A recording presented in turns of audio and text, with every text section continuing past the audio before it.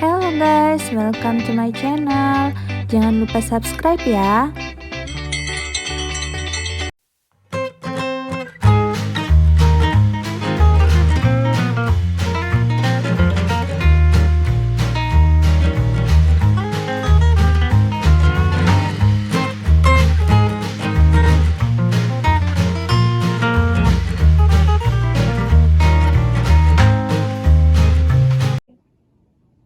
Assalamualaikum. Waalaikumsalam. Pin, Ya, tadi aku baca berita. ya, Ini akhir-akhir ini banyak orang yang jual rumahnya. oke. Termasuk siapa? Elon Musk tuh yang Ya, Tesla. ya, Tesla itu oke. Iya, katanya dia mau tinggal di rumah petak. Itu kenapa ya? Wah, kalau yang Elon Musk mungkin dia nggak ngerti sensasi kali ya, ini kan kaya banget gitu kan. Cuman emang nih banyak berita orang kaya pada jual rumahnya yang di Pondok Indah, di Menteng, itu kan yang kamu maksud? Iya. Gini, kalau aku ngelihat kemungkinan ya, ini ada beberapa alasan nih. Satu, memang di situasi pandemi, mungkin bisnis mereka lagi kurang bagus, terus dia butuh jual rumah lah untuk talangin cash flow-nya, itu satu. Memang karena ada kebutuhan bisnis. Yang kedua, itu rumah udah jadi agunan bank gitu loh. Jadi dia nggak bisa Jadi bayar agunan lagi. bank ya lagi susah bayar karena kondisi begini, ya dijual aja sekalian. Terus itu kan ya dua ini kan yang paling normal kan. Terus yang ketiga, nah ini nih sesuatu yang baru lah. Orang mulai shifting aset Apa tuh yang? karena rumah itu kan aset tetap.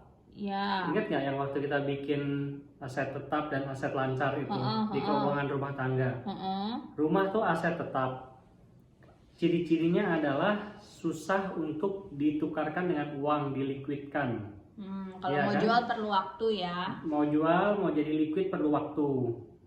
Nah, orang ini sekarang melihat situasi Indonesia pada khususnya, terus dunia pada umumnya, mereka tuh termasuk kita ya, termasuk gua tuh udah kurang pede kalau semua aset kita itu lebih banyak portofolionya di aset tetap. Kenapa? Karena gini, satu, ya sebisa mungkin sih di balance lah, mungkin 70% maksimal atau 70% di aset tetap, rumah, properti, tanah, Kontrakan. mobil, kontrakan kayak gitu-gitu. Sisanya di aset lancar, cash, deposito, obligasi, emas batangan, saham, ya kan, terus polis asuransi seperti itu.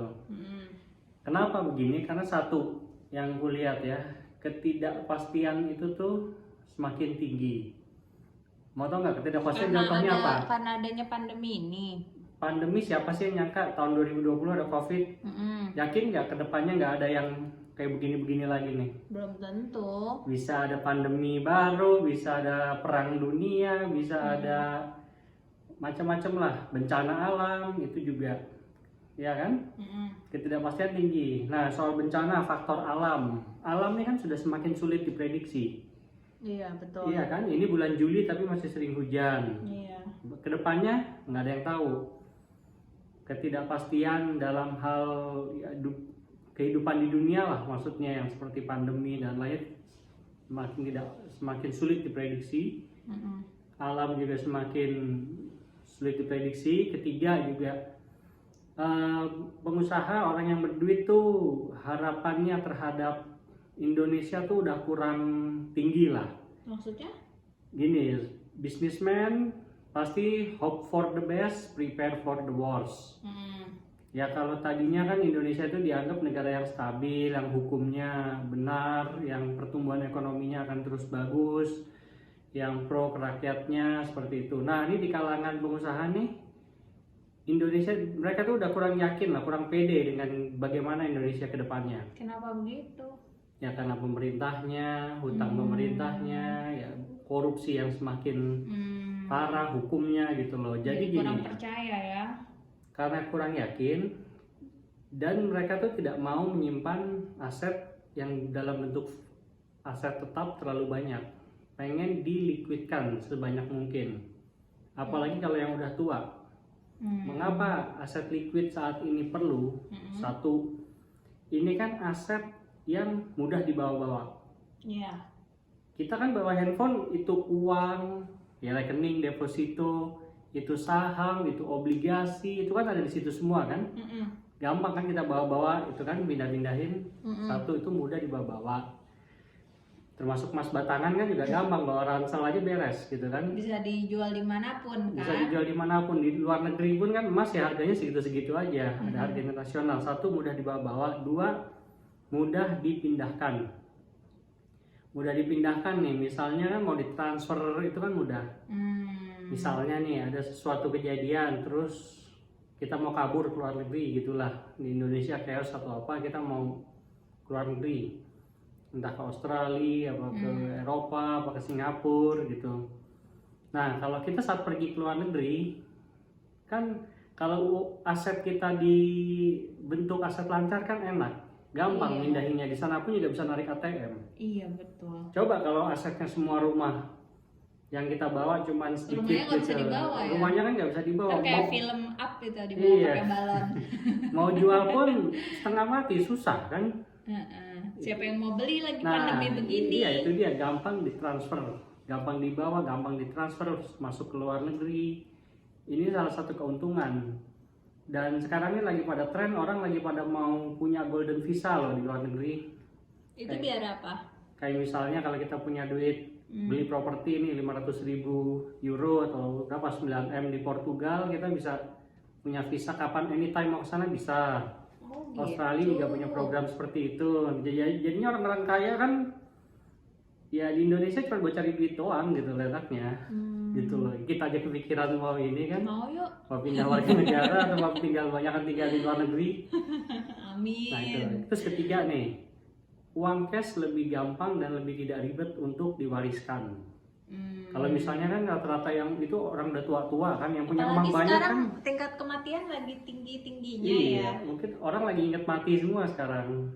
Jadi apa ya, aset lancar terus lebih mudah diwariskan. Apalagi kan orang yang investor punya rumah banyak, apa itu kan pasti mungkin udah kaya-kaya, udah berumur lah.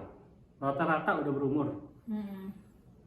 Cara paling mudah mewariskan kan ya dengan uang-uang yang sudah liquid tadi, uang yang sudah cash. Tapi masa lagi pandemi gini siapa yang mau beli rumahnya ya? Ya itu dia masalahnya, harus dicari orang kaya baru kan yang mau beli rumah, yang mau masih koleksi aset dalam bentuk fixed aset, atau mau beli rumah pertama atau keduanya.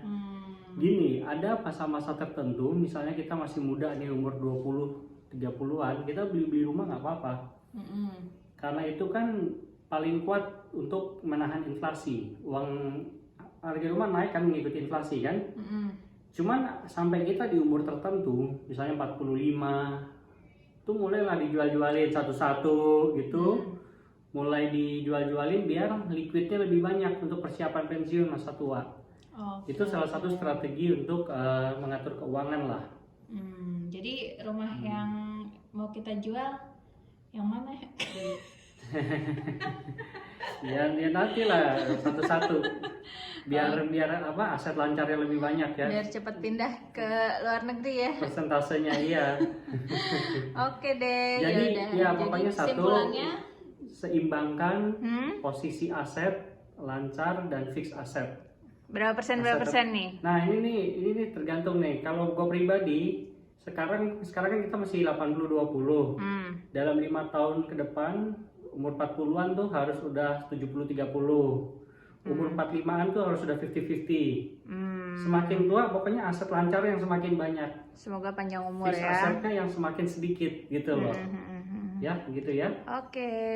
Mudah-mudahan manfaat ya. Oke. Sekian ya. Assalamualaikum. Waalaikumsalam.